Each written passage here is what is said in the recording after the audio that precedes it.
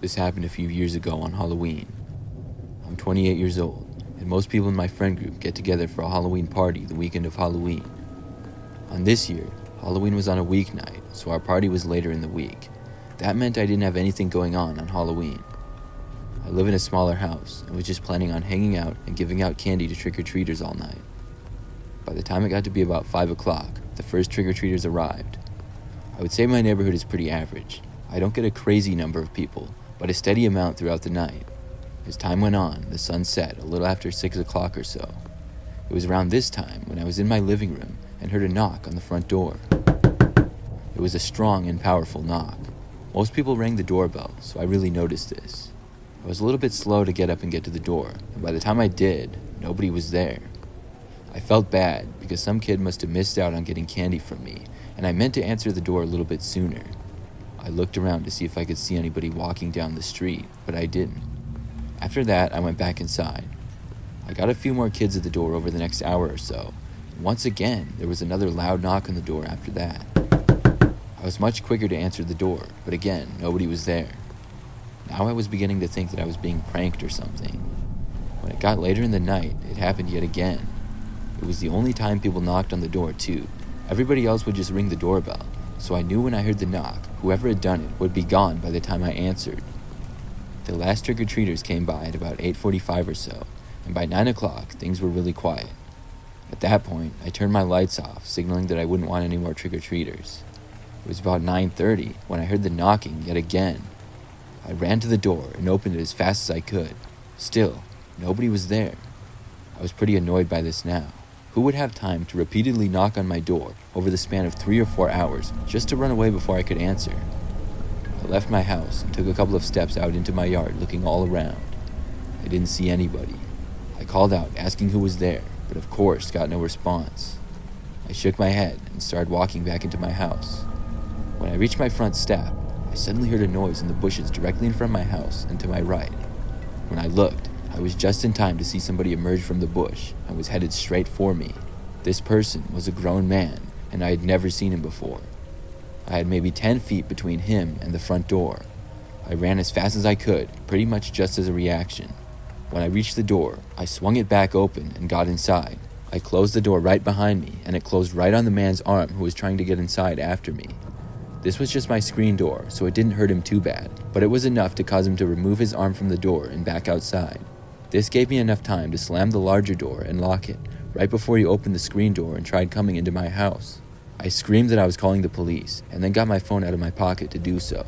I looked out the window, and I watched the man running away through my yard and then down the street, but I called the police anyways. When they arrived, I told them all I could, and this was thankfully enough to keep the man away, because I never saw him again.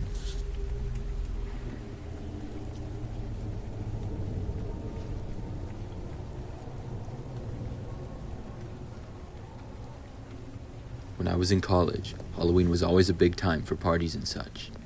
During my junior year, I shared a house with a couple of my roommates who were some girls I had met and become good friends with during my freshman year. All of us had a bunch of our friends over to our place for a Halloween party, which was a total of about 20 or 30 people. Our house was small, but we did have 2 floors, but it was basically a typical old house you would find in a college neighborhood. Our university was pretty big, so I'm sure there were a bunch of other parties going on that night as well. We all wore costumes, and I recognized most of the people, even though they were wearing disguises.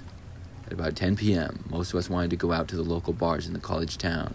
We all started to leave, but there was this one guy who I had no idea who he was. He was dressed as the Joker from Batman, but he had on a mask instead of painting his face, so I couldn't recognize him at all.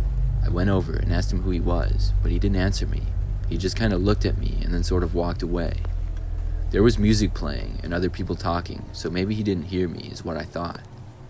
Eventually, I went upstairs to get my wallet and keys, and when I came down, most of the people were gone, aside from my roommates and I, who were all set to leave. We left the house and locked up.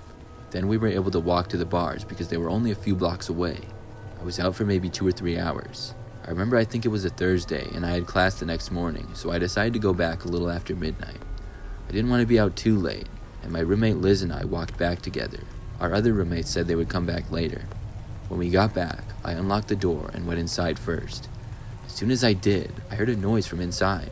I realized quickly that it was coming from the inside of the closet we had just in front of the stairs. I walked over and opened the door. When When I did, I saw the guy who was dressed as the Joker, but his mask wasn't on now. I could clearly see that he was an older looking guy, like in his 50s, and I had no idea who he was. Before any of us had a chance to do anything, I slammed the door back and immediately ran away. Liz saw me running, and we both went outside. I called the police, and we began walking right down the street in the direction we had came from. We later went back when the police were there, and we were told that the man was now gone. Our entire house was searched, but they couldn't find him. I guess he had been able to get away. I'm not sure how he knew to go into our house, but apparently he had hidden in the closet while we were leaving. It's really creepy that he was hiding in our house alone the whole time we were gone. We must have caught him off guard when we got back, and he went to quickly hide in the closet. I'm glad I heard him, or else who knows what would have happened.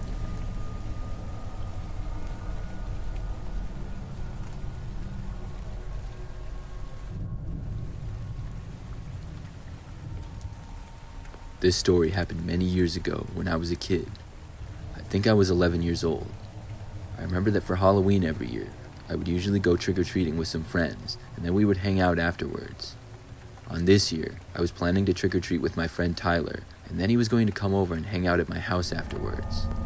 My house was sort of big, and we had a cool basement with a big TV for playing video games or watching movies. We also talked to our friend Alex at school earlier in the day, and he was planning on coming over that night, but he had to go trick-or-treating with his sister, so he wasn't going with us. When the night arrived, Tyler and I went all around our neighborhood and beyond it to the surrounding neighborhoods. We were out until about 9, and we got tons of candy. Then we walked back to my house where my parents were. Tyler and I went down into the basement and played some video games while we waited for Alex to get there. This was before the days where every kid had a cell phone, so we didn't know exactly when he would be there. We left the back door to the basement unlocked for him to come through though.